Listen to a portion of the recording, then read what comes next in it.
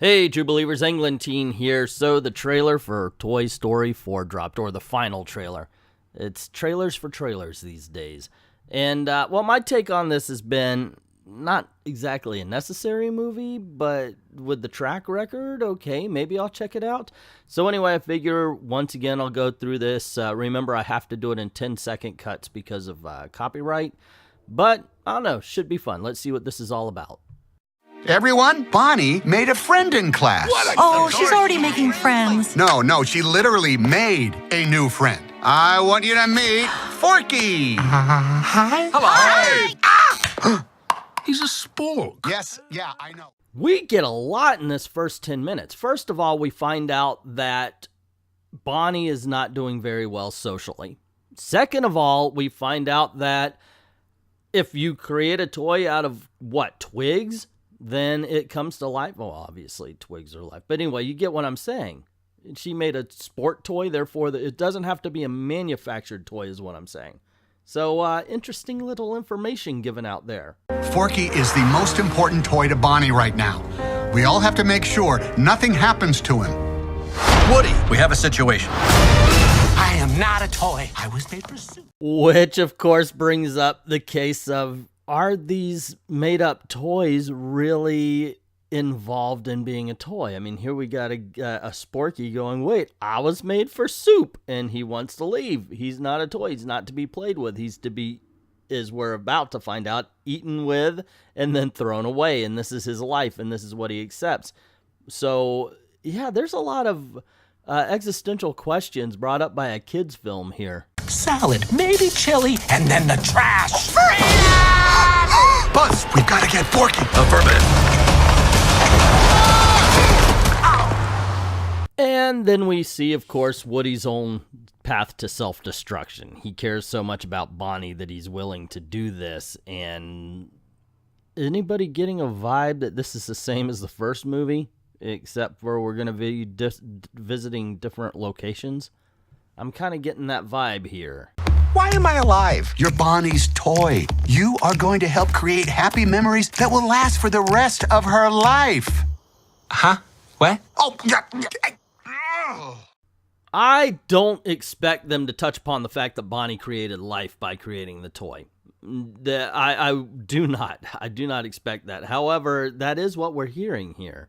Also, nor do I expect them to really focus on Woody's zealotry for being a toy. Actually, maybe so, as we're about to find out. That might come into play. And this could be where the movie really gets interesting. Bo? Forky, come on. Bo? Hi there. My name is Gabby. We can't stay. Yes, you can. Boys. And then we appear in some sort of antique shop where Woody thinks he saw Bo, and we meet Gabby, who is Lotsa Bear Part 2? Is that what we're getting? Because I went from getting a first movie vibe to a third movie vibe. If we meet Woody's parents, that'll be number 2, I guess. Or go back to Al's Toy Barn. Either way, this one seems a lot more creepy. Bo! What are you doing here? No time to explain. Come with me. We need to get back to our kid. Aw, Sheriff Woody, always coming to the rescue. Bonnie needs Forky. Woody. I like Bo's look, and obviously she's a lost toy. What I'm not a big fan of, there's no scuffs. There's no lived-in look here. She's a porcelain doll. She's been on her own. She's been bouncing and running and jumping and dancing around and everything. But there's no sign of it, it looks like. And I think, there should be something like that. But that's just me. I'm a different breed of cat. Who needs a kid's room when you can have all of this? Wow. Woody, aren't we going to Bonnie? Next, we see the fair that Bo Peep has been living at. And first of all, the colors are popping. Pixar continues to get better and better every time. This looks amazing. It really does. That being said, what is the message here? I mean, he says, okay, why stay in, or she says, why stay in a room when you can have all of this? The first one was, of course, leaving home, you know, has danger. But what exactly is the message behind these toys going missing? We have to find them. What do we do, Buzz? What would he do? Jump out of a moving vehicle? Let's go! Hey, you gotta go, you gotta go.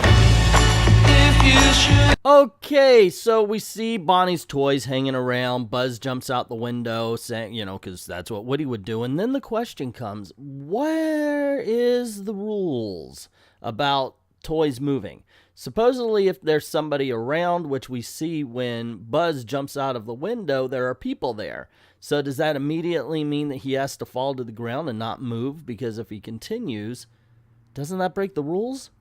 I don't know, my head is beginning to hurt. But yeah, that's one thing I got out of that, because there are people walking by the fence when he jumps out. The second one is we see Bonnie and her mom searching for a toy. Now, here's the question. Is she searching for Sporky, or is she searching for Woody? Because at this point, both of them would be missing. Questions to be answered. You know, you've handled this lost toy life better than I could. Open your eyes, Woody. There's plenty of kids out there. Sometimes change can be good. You can't teach this old toy new tricks. You'd be surprised. So we see Bonnie's parents trying to console her, and then, of course, we get a glimpse of what looks like an underground of lost toys who seem to be taking care of each other and using the fair as a way to meet and play with children. How would they do that without somebody taking possession of said toy, or even being thrown away or broken or not even cared for because you're a lost toy? They play for a while and then, you know, play as rough as they can. I don't know. Once again, I know I'm asking existential questions for what is basically a Pixar film, but you know, sometimes they're deep enough to answer them. I hope they do this time. Bonnie? We're going home, Forky. Bonnie, I'm coming.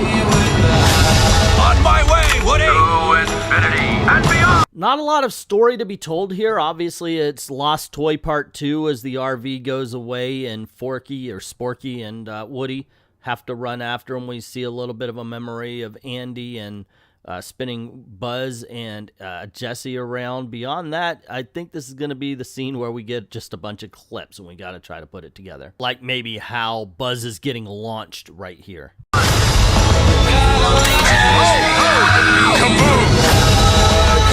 Don't let Woody leave. Okay, so we met the Key and Peele characters before, and I think the second guy that was like kaboom, that might actually be how Woody gets launched. He looks like a stunt double or stunt figure of some sort, like an Evel Knievel from the 1970s.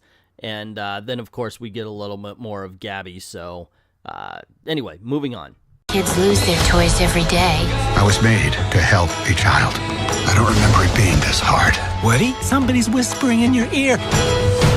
Everything's gonna be okay. And there, I guess, is the big central question. Living with and being somebody who serves and helps, as Woody says, children, or the freedom that Bo Peep is experiencing. At least that's what I'm getting from the preview, and I'm okay with that. I'm on board. Toy Story 3 was one of my favorite movies of that year, if not the favorite. So, yeah, by all means, sign me up. There you go, gang. That's my take on the whole Toy Story 4 preview. What do you think? What are you looking forward to about the movie? Does it look good? Are you like, I don't think I need this one? Let me know in the comments below. Also, if you liked the video, please click like, click share, subscribe, hit that notification bell, and don't forget to click on one of the boxes that should be popping up around about now, leading you to another video. Who knows? You may like that one as well. Also, don't forget to go on over to Patreon or to Ko-Fi, links in the description below, and help the channel out. Help us keep making videos for you. Thank everybody who's already done that, and to everyone, all of the true believers, thank you very, very much for watching.